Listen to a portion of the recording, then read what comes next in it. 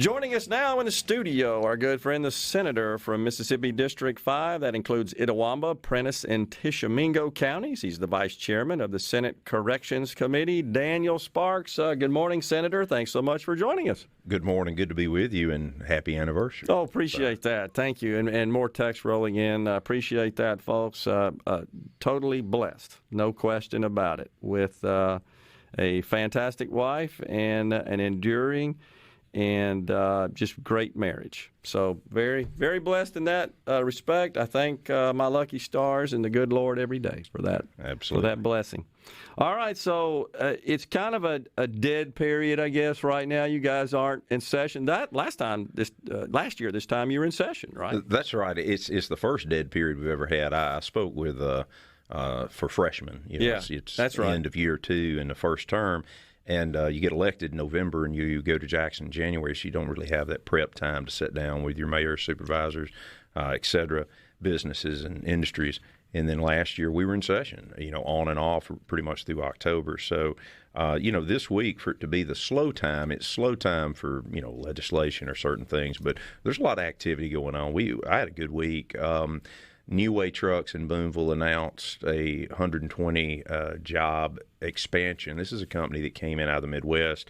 They build the garbage trucks, side, rear, and front load garbage trucks, and they came to Booneville, Mississippi, 100 jobs and a multi-million-dollar investment in 19. Wow. And now they've announced basically doubling their workforce, so that was great.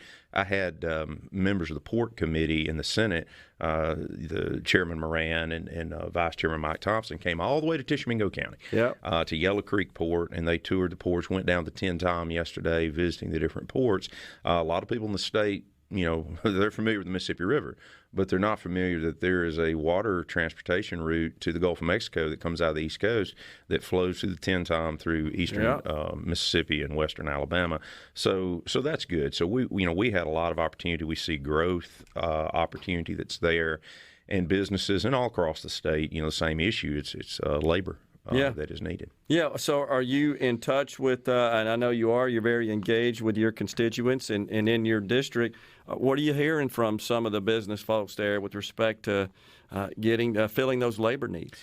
It's a challenge, and of course, in our rural parts of the state, a lot of the tax revenues were good, better, increased in the last year simply because people did not travel and they were at home and they were shopping locally, buying locally, and that has actually helped some of our local merchants that people have recognized that those local merchants, the important and vital roles they play.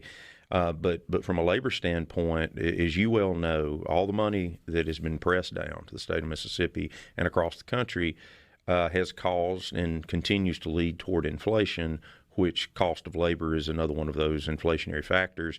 And people have to understand that's going to be passed along in prices. So your hourly rate goes up and the price of goods you buy goes up. Yeah. Your buying power stays the same or becomes less. And that's one of the biggest concerns right now as we kind of go forward toward the new year.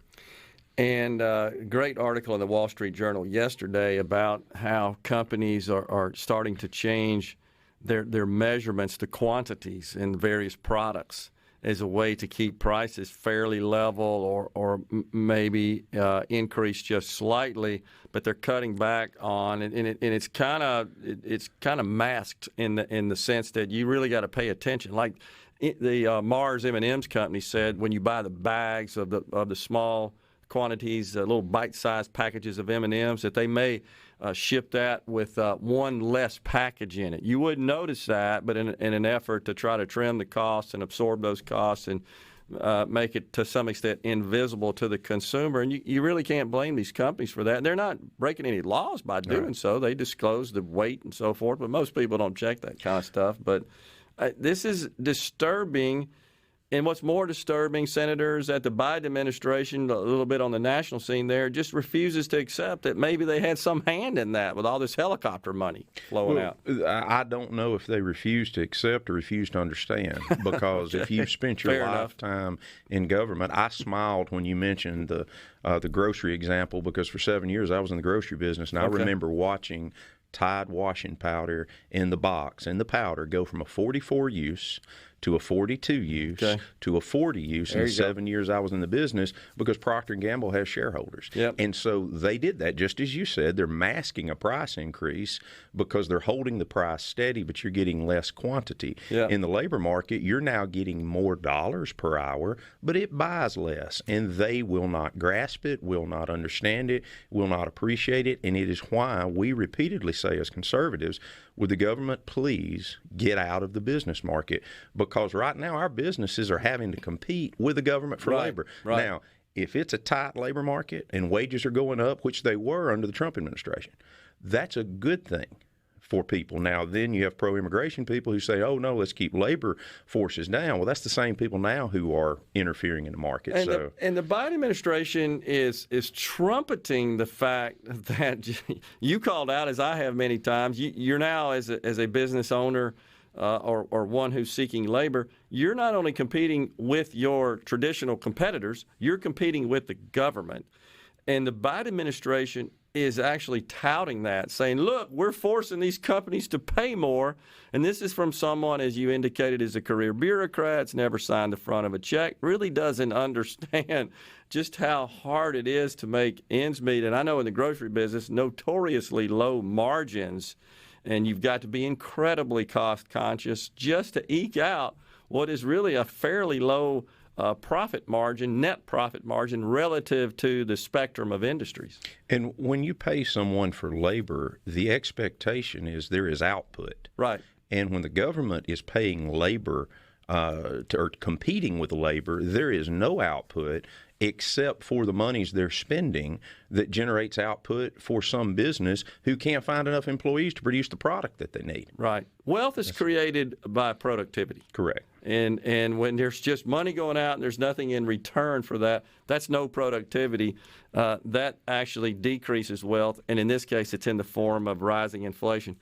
Let's pivot to the state here. So I believe Senator Hobb Bryan, right, has been conducting hearings with respect to the medical marijuana program and seeking input from, I guess, his constituents and just the public at large, right, about what this ought to look like. Where do we stand now? Senator Bryan has made great efforts to try to bring all parties to the table, as well as Senator Blackwell, who has been involved in the drafting and crafting. Of course, there's two houses of the legislature, and they've got to come to some level of agreement. But I do think what they've done is really create a lot of questions that people were not asking. You can go back and look, because I have people ask me from time to time, why don't you support the will of the people? Well, first of all, look at the will of the people in Senate District 5. It's about a 50-50 vote. So that was tough to say what's the will of the people there. Number two, you go back and look, I posted something right before the election in 2020 that were my questions as related to 65. And a lot of those questions are the ones that have been raised during these hearings. And it's the impact. We go right back. I'm going to sound like I'm beating a dead horse, going right back to the same issue. Our labor participation rate is 50th. I looked at something else that's on Senator Mike Lee, United States Senate's website. We have bumped up. It's up to 56%. That's of people who are 16 years or older, who are able-bodied, not incarcerated, that we have the lowest labor participation rate. So that's one of my biggest concerns as we talk about this, are people who would otherwise be working now are going to be facing drug testing or other issues, jobs they're not going to be able to fill. But from a hearing standpoint, the real dividing point needs to be medical versus recreational. And I think they got blended a lot in 65. You have economic interest that people have, which is fine. Sure. The same way in the guy in the grocery business has economic interest. But we have a duty, I think, as a legislature, as you vote on things, if you're saying this is for medical situations, that we listen to the medical experts and try to also understand the impact that it has on people medically, physically, et cetera. And then if you're looking at it from a recreational standpoint or non-medical, or when you get to the fringes of the medical argument, what impact does that have on the job market? What impact does it have across the board? Law enforcement, there's so many factors to be brought into play. The Senate passed they passed legislation last year to try to put together a program, and I think they'll continue to try to work to pass a program that's good for Mississippi. But we have so many other states to look at. We don't want to make errors that they have made. So there is an opportunity for us to look at those other programs and hopefully pick the best for the state of Mississippi and its people. Can you hang around? We got a break right here. Yes, sir. Be honored to. It'd be great. I want to ask you about the $1.8 billion of money coming our way from the American Rescue Plan. We'll be right back with Senator Daniel Sparks. It's a unique experience, and it's something that I think is a Mississippi treasure. I'm looking forward to it. It really is. The first time I went, I had a friend invite me to the fair. When I was in college, and I was like, the fair? Yeah. Like, okay. The fair to me was, the Walmart parking lot, and they had Ferris wheels, and I got there, and I was like, wow, this is amazing. So it's great. It's going to be cool. So, all right, so the governor, back to this medical marijuana issue, which you got to believe is going to be, if not taken up in a special session, is going to be front and center in a regular session. But the governor said no special session until he's confident that we got a deal. What do you think there? Well, of course, I want us to be on the same page as much as we can. I do not want to waste the resources of the state having a long, drawn-out special session. I personally would like to resolve it in a special session because I don't want to be focused on this during the regular session if we can go ahead and get something put together. But, I support the fact that the governor does not want to have an extended special session, and I don't think anybody that's in responsible conservative financial position with the government would do that. But they're working. I know they're working hard on it and trying to get there. So I'm anxious as you are to see if there comes a call. Yeah. So this from a listener, Senator. This is Terry's Upholstery. He says he just got back from a trip to Nevada, California, Colorado, and many of the states out west that have legalized marijuana. That would be for recreational use. We don't need that here. Please share my opinion with Mr. Sparks and other legislators. There's so many reasons why we don't need it. One of many is the smell. It was everywhere. The places stink. Another is simple fact that it's a gateway drug for sure. Please tell them no matter what. I hear the listener, and I don't care for it as well, just being kind of out in the open and everywhere. But I don't know that a law or not having a law changes that. My opinion has always been very steadfast that if people want to access this stuff, they want to put it in their body, there's a way to get to it. And I think this was going on in Colorado and California and Nevada before it was legalized. That's just the way it is. I would argue that they're probably a little bit more open in some of those states, open with respect to use than we are in this part of the country. I'm not sure this would be the result of it. It's certainly not intended to be with respect to medical marijuana. Recreational marijuana may be a different situation, but you could certainly get into all kinds of complex debate and controversial discussion about the merits or the risks of both medical and recreational, and I think that's why we are where we are today to a great extent. I think that's true, and I'm not in the medical field, so I'm not going to act like I have that knowledge. I would just love to know that the benefit that's out there, the people who are suffering, the people who could benefit from this, without question, the items that were talked about when they were selling this program, be it cancer, be it seizures, epilepsy, Parkinson's on down the line. I would love, and I want to hear more from the medical community to say this is the derivative of THC that benefits them. Let's roll with that. I haven't heard enough of that. I wish we could hear more about the patients because we forgot about the very people we claim this is for. Very true. So. Very true. And perhaps some testimony from patients themselves. True. Maybe as well and as part of that debate. All right, we got this. We could beat up this topic interminably. It just until something happens, and even after that, we're probably still going to be discussing it. And I certainly respect the fact that there are very strong feelings on both sides of this argument, and I hope and pray that you folks in the legislature take in all the information and are guided by principle and make the right decisions, and that's what we elected folks for. And I hope that you and all the other constituents visit, if they feel so compelled to, with their representatives and express their concerns. I know you're a very involved and very visible member of the Senate with respect to your constituents. As you indicated, it polls half and half in your district. It's a tough one for you in that respect. But this is going to continue. This is a protracted debate, for sure. All right, $1.8 billion is coming down as part of the American Rescue Plan. Honestly, Senator, I personally believe that the whole plan was unnecessary, that the economy was poised to recover. It was already starting to show signs of that. This just dumping all this money all over the place, I think just exacerbated our economic situation with respect to dramatic price increases, labor shortages. That was part of the American Rescue Plan and so forth with the augmented unemployment benefits. But we got $1.8 billion coming down. And, hasn't been a lot of talk about that.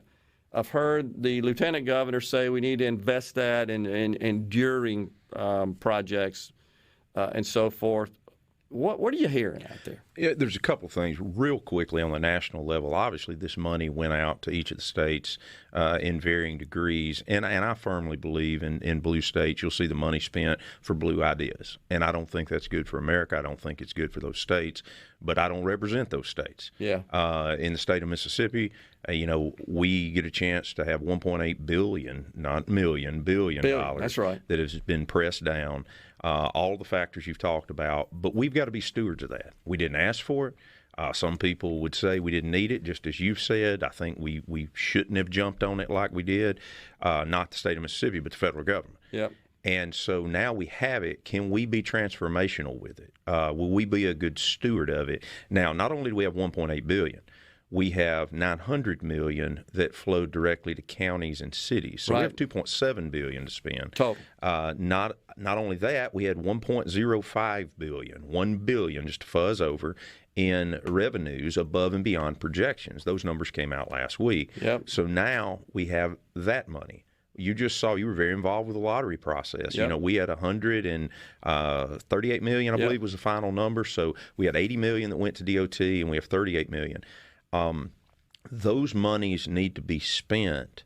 $58 million rather that's going to the educational fund. Yeah, so most they've ever had. I think that's right. And now here's one thing I'm going to say: all these pots of money, we need to be good stewards of it. And I think that we need to look and see when someone in education says we need this, we need to know what did you do with your ESSER money? What did you do with your American Recovery Act money? What did you do with your CARES Act money? And people are doing some great things. They're doing some things they really needed to do.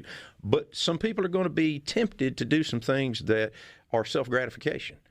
They get their name put on a building, or they get, somebody praises them, pats them on the back, but it's one-time money. Yeah. We have to treat it as that. So one of the things I appreciate that the lieutenant governor has done, and this is kind of the way I see it, the counties and local governments, the municipalities, I believe in local rule.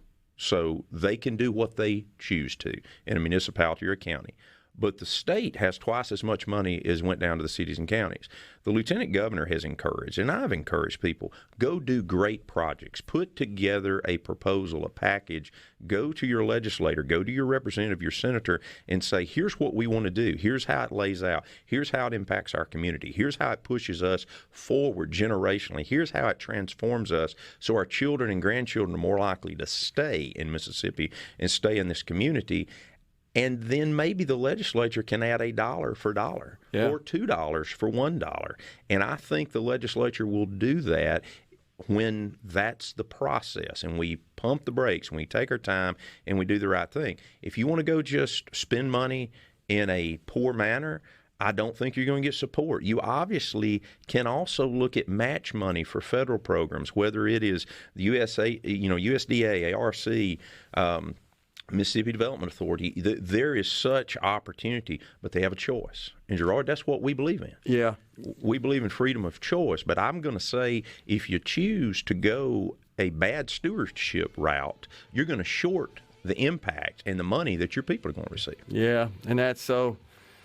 I don't know. It's just anytime you got a big chunk of money like that, and there's just always, again, some contention that's got to be managed, and we just hope we can do that. Can you hang around? I got a couple. Absolutely. Yes, sir. We got Senator Daniel Sparks in the studio on the JT Show. We'll be right back. JT Show, our guest in the studio, Senator representing District 5 up there in Appalachia. That'd be Senator Daniel Sparks, a good friend of the program. So, Senator, we're talking about this $1.8 billion coming our way. Honestly, I wish, and I suspect that there are many, even in our legislature, that wish they wouldn't have showered us with this money, because it is what's contributing to many of the other economic problems that are causing your constituents, for example, who are business people, to not be able to get the labor they need to operate their business. It's causing rampant inflation. Folks don't like going to the gas station and paying this near $4 a gallon for gas,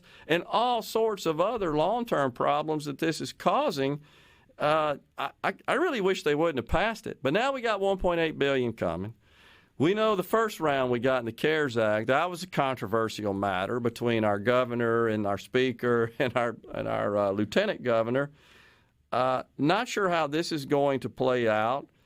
As we talked about, the lieutenant governor is interested in investing in the long term, and you talked about some other possibilities as well. I'm just going to go on the record right now as you're not my senator, but and I have shared this with my senator, the great Walter Michel, a good friend. I would like to see, if we're going to take this $1.8 billion, I would like to see a large chunk of that issued in the form of rebates, tax rebates to the taxpayers, cash payments based on the average pro rata share of their last 3 years' state tax returns. So folks may say, well, you're sending money back out to the people. That's going to cause them not to work. No, this would be going to the people who pay taxes, that are working, that are likely to reinvest that and spend that and boost our economy in a way. Now, you may say, well, that's just short-term, one time, but to a great extent, that investment could have long-term positive consequences as well. But more importantly, it's the taxpayers who sent that money to start with. Just an idea. Just wanted to throw that out on the table. I ain't going to hold my breath on that one, because I know how government works, and government thinks about, well, let's go buy some of this and some of that and invest in this and that. That's fine. Just an idea. Folks may disagree with me. That's me. This is Gerard Gibbert, the taxpayer, the citizen of the state of Mississippi, resident of Madison County. Where do you see all this shaking out? I think a lot of people would agree with you, Gerard. The big thing, and I go back to what I said earlier, in the lieutenant governor, he came up to Corinth, and he met with 4 counties, board of supervisors, et cetera. I want that to be the mantra, and I want our constituents across the state, not just in my district, to be patient with us and to support spending this money wisely, because it is going to be transformational, and it's something that we're feeling an impact that's going to be a negative impact, inflation. Yeah. So I want to see us do that. One of the takeaways is how, when the federal government, state government, and local government works together, it's a beautiful thing. Yeah. But often it's a lot of red tape. I told you we were on the 10-time. There's projects we try to do, and we were told, well, the Corps of Engineers says you have to do this impact study, and this has to happen. I want people to understand, and I think a lot of people do, and your listeners do, when the federal government gives you something, there's a string attached to it. Yeah. And so it now begins to govern your behavior. When you take the unemployment, and I appreciate Governor Reeves cutting off the enhanced unemployment benefits, but when you take that money, your dependence then becomes not on your own ingenuity, not on your own labor, not on your own output. It becomes government. And we've turned charity over to government. We wonder why people worship at the altar of government. It's because we've allowed them to supersede us. We've allowed them to do that. So we want to do things that are going to allow people to be homeowners, that allow people to have good water and sewer, that allow people to have a good community, schools, et cetera, those things that drive growth. But as we work together, and I'm a brief example, Mike Thompson and I went together to Yellow Creek, and unfortunately or fortunately, we're right behind a wreck. Rock truck pulls out, car pulls out in front of the rock truck, pretty serious collision. I pull in, jump out of the vehicle, run over, try to render some aid and assistance. Mike comes across the street, pull the fire extinguisher. We had a fire started, fire extinguisher. And all of this is happening in real time. I'm not medically trained, but I'm trying to do what I can, help some of the people get out of the car. There's injuries.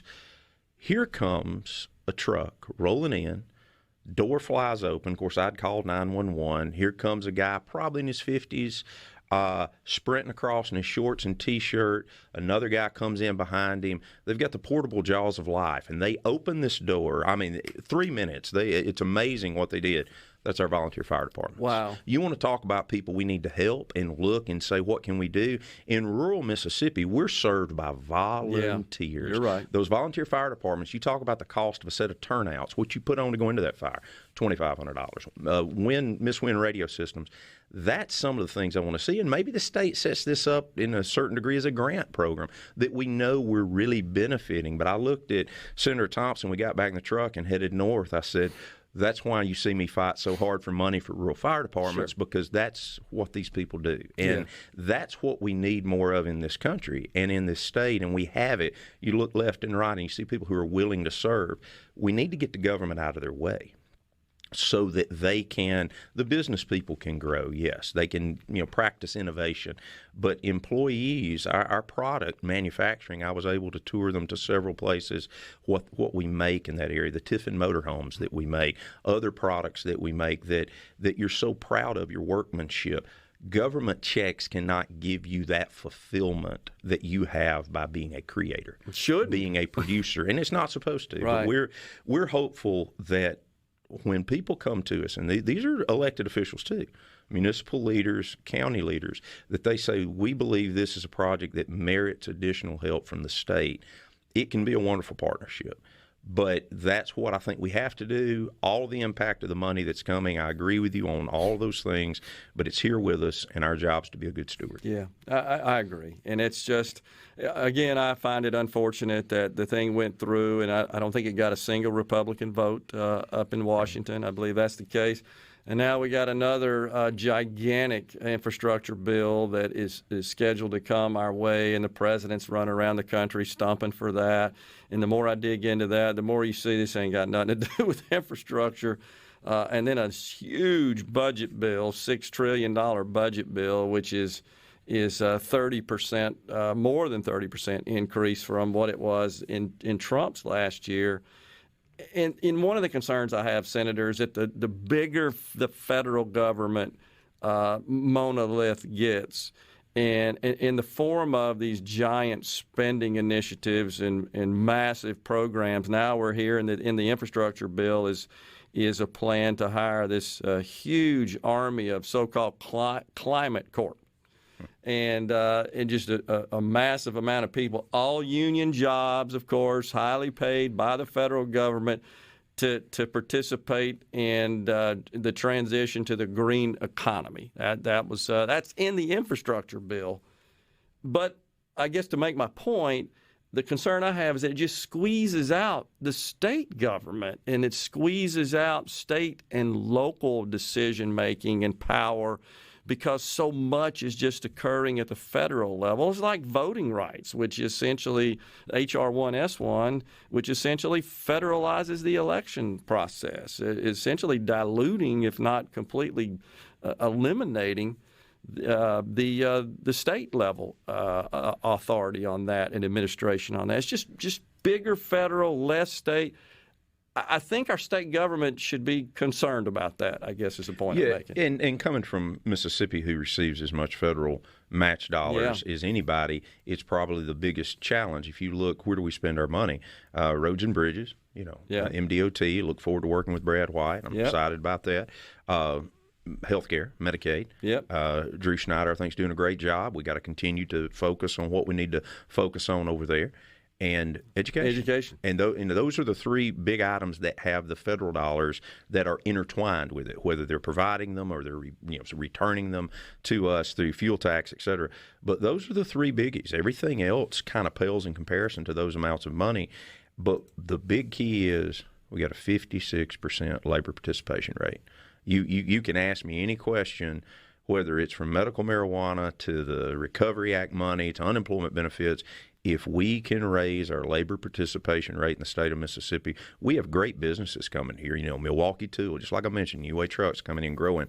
We have jobs. We have available careers, not just jobs. We have careers that are out there for people, the opportunity to have a retirement, to have health care and all these things. That's not something I want them to be given I want them to go work. That's that trade that we make, that honorable trade that you work with your hands, that you go forward and you create. You were a creator. Sure. You were innovative, and you had a business, and you took risk, and you reaped those rewards. And we want people, you want your next generation and next generation to have that without the over-entanglement of government. If you don't have to go, hang around. Let's talk about what's going to happen in 2022. Absolutely. Get your insight on that. Senator Daniel Sparks, our guest in the Mississippi. Senator Daniel Sparks, our guest in the studio. Senator, we've got a note here from a listener. 256, where's that, Rhino? That'd be Franklin County, Alabama, just across the line to Red Bay. There you go. Said Senator Sparks went out of his way to try and help a nobody like me during the COVID problem. Answered an email from me in just a matter of minutes. Never heard from the others I asked for help. He was willing to help. Sparks for governor soon. There you go. Well, thank you much. It's an opportunity and it's a pleasure to serve people in your home area. And I hear people that say, hey, I don't agree with you on this or that, but it is nice to do that. I had somebody call me about a week and a half ago who had a legitimate issue, business-driven issue, and they said, I know you're busy. I'm so sorry to bother you. I said, sir, I remember walking into your business and asking for your time to talk to you and to beg you and ask you to support me, to vote for me. I said, don't you ever, not call me when you need help. So I want to be able to do that. I'm proud to hear that. And by the way, Rhino, great find. A little Darryl Worley music, singing about that Yellow Creek waterfall. That's good stuff. Thank you. Oh, me. So another listener says, enjoying the show. One example I know of is a restaurant in Corinth had a small fire 3 weeks ago. They're still fighting red tape to get it back open.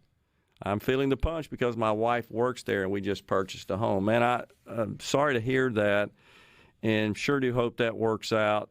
But I think we all, of course, get frustrated with the bureaucratic red tape that government sort of blocks our way with.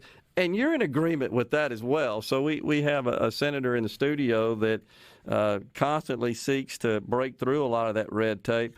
Secretary of State Watson, I think, with his Cut to Tape program, he's a champion for that as well, as are many. But appreciate that message, and so sorry to hear about the fire, and hope that works out and that you get the relief you need to get back going there. We don't like to see any sort of situation with respect to a business in particular. I know that's just devastating. But all right, we got the 2022 session. It'll be here before you know it, as they say. What do you see as some of the big matters that are on the table legislatively? And one thing we hadn't talked about, Senator, is the ballot initiative process that's got to be addressed. Yeah, I think that you'll obviously, we talked a lot about the money that we're going to have to decide how we're going to proceed. We've talked about the medical marijuana.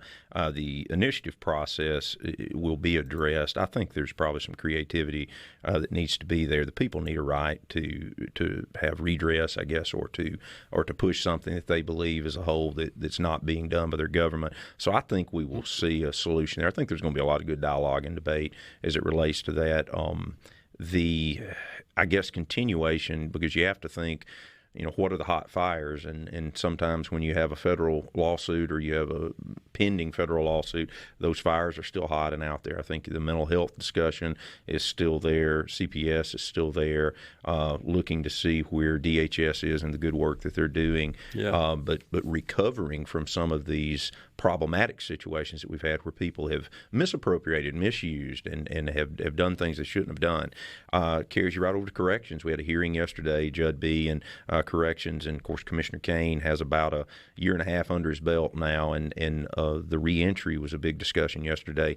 Goes back to labor participation. We have a lot of people that are incarcerated in this state, people that are not safe to be back into society. Are going to be in jail. The majority of people are going to be released at some point, though, and the parole board has guidelines and a role in that. But one of the big things we need to do is recognize that some of the people are there because of bad decisions they made, but their environment that they grew up in was so bad that it's not shocking that they ended up with that result.